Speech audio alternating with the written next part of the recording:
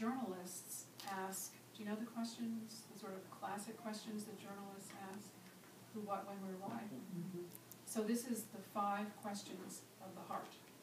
So What the Heart Knows was book 1 last year. This is book 2, Where the Heart Lives. And we'll go through the 5 questions. So there's sort of a maddening thing about serial storytelling, which is that not everything concludes in each book. And I've tried to be upfront about that with my audience so that people aren't furious with me.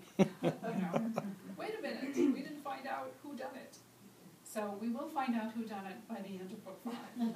And we also will find out who Miranda, the protagonist, will end up with by the end of book 5.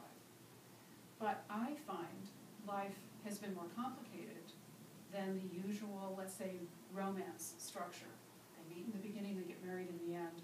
That's not how my life went. It took me a long time to meet my sweet wife. So life is complicated for my characters too.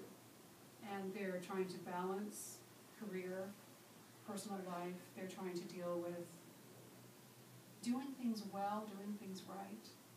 And I think in our culture we get a lot of support for the head, meaning we're supposed to be smart, use our logic. And when we have heart information, intuition, and instinct, it is sometimes dismissed as being silly. I have a feeling that I shouldn't do it. Oh, but that's silly. I should go ahead. That kind of feeling, though, sometimes is very important guidance. So what would life look like if we began to listen to those messages from our intuition, our instinct, and we start to rebalance? So on one level, these books are just pure escape. Go to this beautiful little coastal town in California, leave your own problems behind and deal with their problems for a while. And it's fun, and it's fine to read it on that level. But on another level, I'm sort of having fun underneath that, inviting the reader to think about, in your heart of hearts, what did you always want to do? And are you doing it? And if not now, when? And if not here, where? Those kinds of questions.